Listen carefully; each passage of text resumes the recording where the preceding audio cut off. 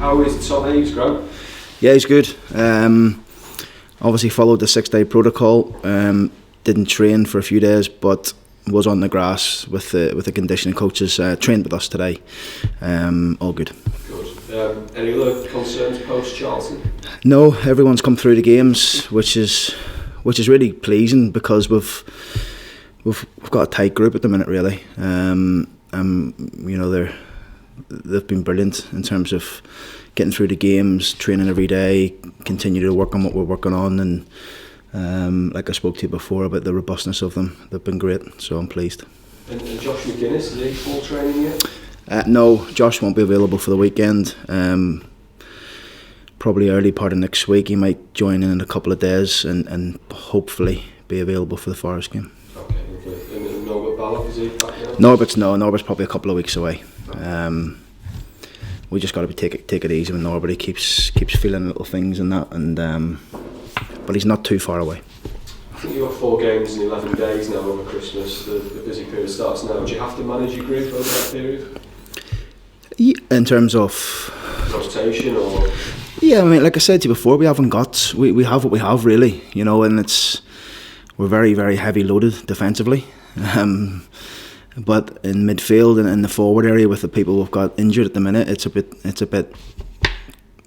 light, if I'll be honest with you.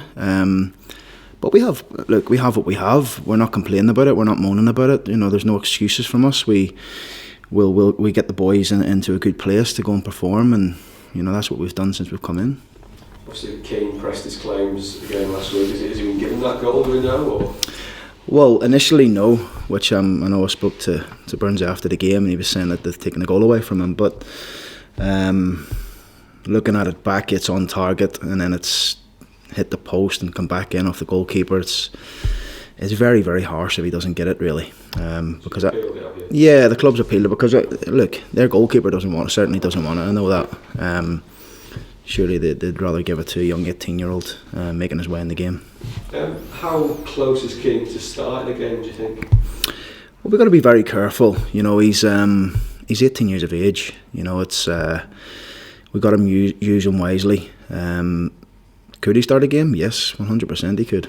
But it's using him the best we think we're going to get the best of the Keane really at this present time, and not throwing him into the Lions Den willy-nilly really. So we have to make sure we get that bit right. And my experience of younger players over the years is you can put them in there, and all of a sudden, I mean, I'll use Leo for an example.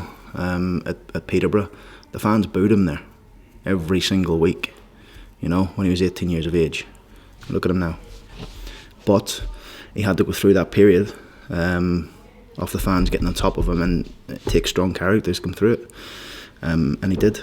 Because it can be a no-lose scenario when you come off the bench, isn't it? And with Keane, it's away you go, make an impact for a team, and if he doesn't, it's not the end of the world. No, it's not. I mean, look, I've got a lot of belief in Keane. I don't think I'm saying anything different. I think he's going to be a top player, and he's learning every single day off top pros at the football club and in them positions, and Grzycki and Bowen and Eves and McGuinness and Josh Bowler, who's coming through as well. And it's he's learning every single day, and he's only going to get better. But we just gotta be careful with him. We don't want to be doing anything that's detrimental to the lad's career. But what we will do is we'll focus on getting the best out of him the way we see fit. In the system you play, where do you think his most natural fit is? He can play at all 3 of the positions in the front line. He can play as a number 10. He's very versatile. That's what I like about him. He's probably more suited to playing with a forward than being the 1, if you get what I mean. So I think on the left, on the right, on the left, he's been very effective for the 23s. And he cuts inside, and he's got the chop, and he can shoot. But he's got enough in his locker to play in numerous positions. I believe the owners have been downstairs having dinner with you now. Are the Christmas festivities all in swing at the football club, right? Yeah, it's good. We just had the young boys downstairs singing and everything, so it was great. We've had young Will Jarvis training with us this week from first year scholar. Really impressed with him when we watched him in the FA Youth Cup against Leeds. So we brought him in for a week, and we like to do that with the younger players. Bring them in and let them see what it's about, and send them off and with something to say for them to say, look, this is how close I am, or this is how far away I am, you know. And we've had Jordan Hickey down with us today, and they resulted in having to give the whole building a sing-song at the end. I don't think they were expecting that, really. But no, it's all good nature. It's good fun. They're here because they're good players, and you know, they're at a certain stage in their development, and we just want to try and push people like that on. Just with the owners, I think you mentioned a couple of weeks ago that you'd sit down and have a chat with them about January. Are the January plans all turned up now? January plans are on the way. Yeah, definitely. You know, we have been moving, and Lee's moving on that. You know, we had a good conversation last week, and Lee's getting on with it. But nothing to tell you today. We've 4 games before we can even start speaking about January and who's coming in. The plans are in the background. Do you have clear targets in mind? Yeah, 100%. 100%. I'm always clear on exactly what we want, and that's, you know, when I sat down, myself and Lee were very clear. And it's great that, you know, Eab was listening to us and acted really, really swiftly. Have you moved on anyone yet? Well, we're starting to. But as always, these things take time. I'm not the most best person in terms of waiting, because if it doesn't, I'll just move on. So it's in the process. If you can give us a taster, in the summer there was a certain pattern to your recruitment in terms of, you know, young, hungry, point to prove. Will we see more of that in January? Yeah, definitely. I mean, I think it's the model we like to be involved in. Myself and Cliff, and it's the football club's model, and there was one of the biggest things that excited me when I come to the football club was that. So I think the people we've brought in, the recruitment that we done in the summer was good. You know, 1 or 2 probably haven't played because of form of others. People in the teams like the Elders, the Silva Lopez's, the McGuinness, the Eves, the Honeyman's played a lot of games. I think we've got the right characters and the right blend in the group, and I think they've added to us. The rumour mill started already. You'll have seen a few names this week. Lyndon Dykes from Scotland, is that someone you've looked at? I've never seen him play. Right. So this is the rumour mill, of course. I've never been to see the boy live. So look, I think there's going to be a lot of speculation surrounding us. Like I said to you before, it just takes a phone call from an agent to Lee at this football club, and regardless of what Lee said, we are interested in that player. So that's just the way it is, isn't it? And we come to accept that. A name I have heard on the rumour mill is Jack Marriott, and I don't know if people are putting 2 and 2 together with your history at Peterborough. Is it someone you? Again, speculation. You know, it's not right for me to sit here and talk about anybody else's players, because it's not right, and I wouldn't expect another manager to sit and talk about my players or the players of the whole city. So I think we're going to have a lot of speculation. I think there's going to be loads of names thrown about for one reason or another. You know, he done this, or he lives there, or this, whatever it may be. We just get on with our job, and we know exactly who we want and what we want, and hopefully we can get it. As a manager, does the whole January circus irritate you? Yeah, I've had.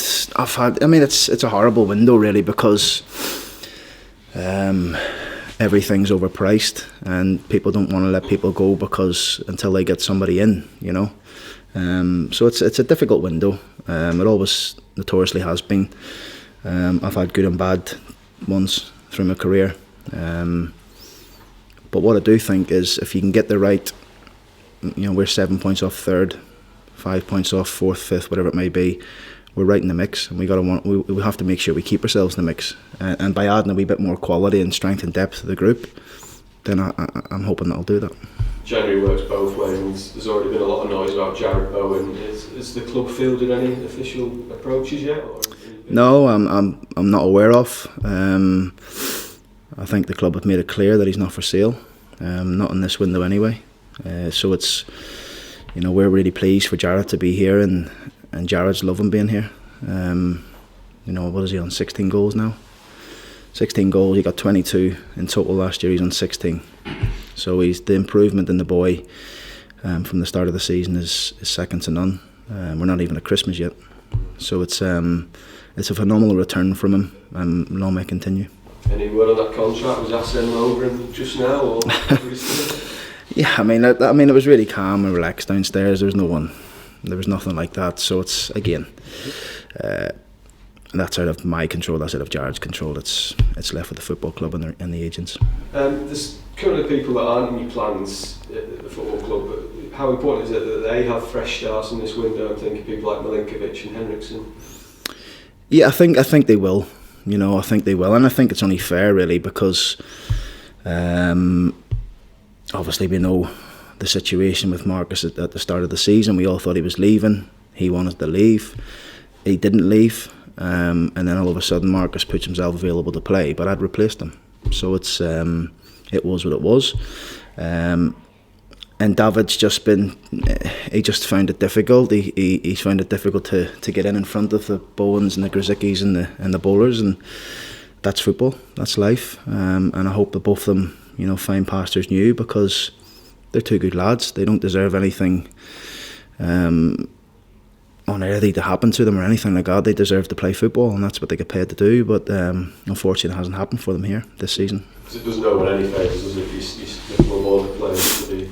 No, I think everyone's on the same page. We want them to go and play football and do what they you know, grew up loving, and I'm sure in January will come. I think both of them will get that wish.